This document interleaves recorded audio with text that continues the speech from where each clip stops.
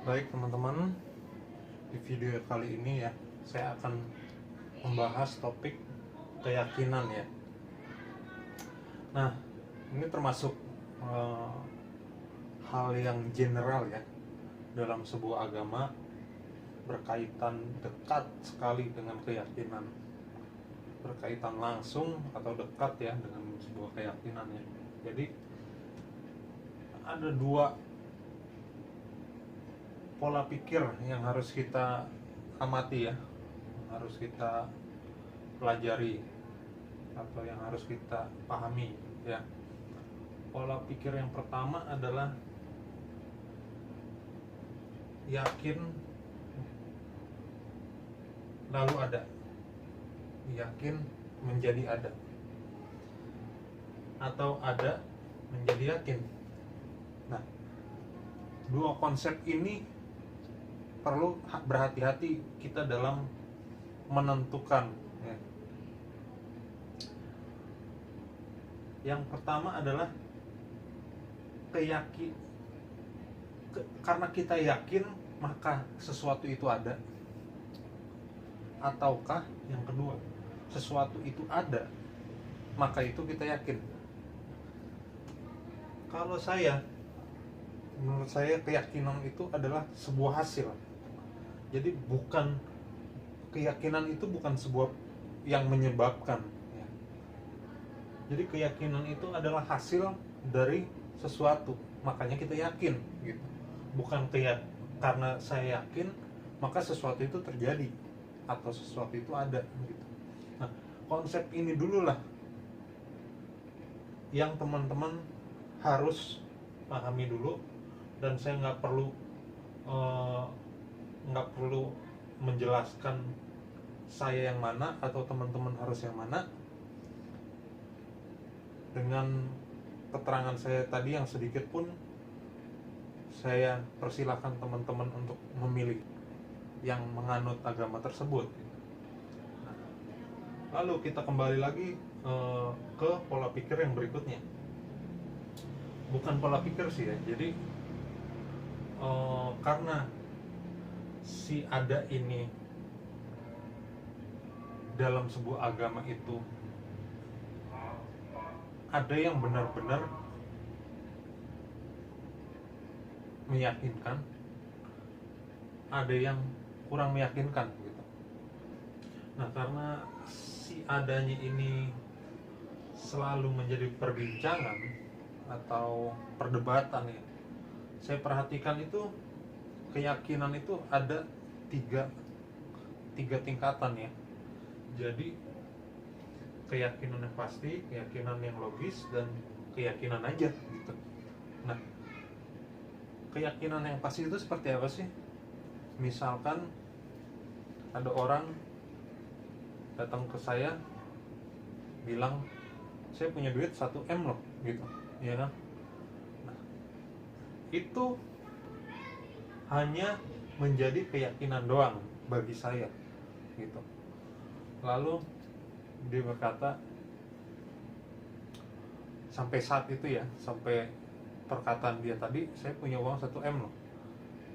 Keyakinan saya keyakinan doang. Lalu terucap kata-kata berikutnya, lihat dong, mobil saya aja mewah, rumah saya aja gede. Nah, karena kita berpikir logis, logika kita bermain, nah keyakinan itu meningkat menjadi keyakinan logis karena didukung oleh beberapa hal yang logis ya. Jadi ada dukungan logis dari hal lain ya gitu. Jadi membuat keyakinan saya meningkat menjadi keyakinan logis. Nah, sampai hal yang terjadi, dia menunjukkan buku tabungan dia di bank misalkan, ternyata benar 1,1 M misalkan. Nah, itulah yang menaikkan keyakinan saya menjadi keyakinan yang pasti ya. Nah, dari dua hal ini, konsep inilah saya lebih cenderung ke Buddha ya, ke agama Buddha. Nah, dalam agama apapun ya, saya meyakini bahwa ajarannya itu setiap setiap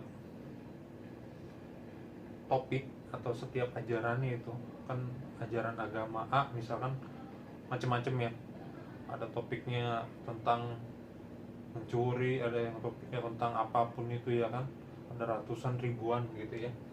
Nah, saya yakin setiap topiknya itu memiliki keyakinan yang berbeda-beda gitu. Nah, itu tergantung teman-teman dulu yang di atas ini. Teman-teman kalau memilih karena keyakinan sesuatu itu ada, maka yang bawah ini menjadi tidak penting untuk diamati. Nah, bagi teman-teman yang memiliki pandangan sesuatu itu ada, makanya kita yakin.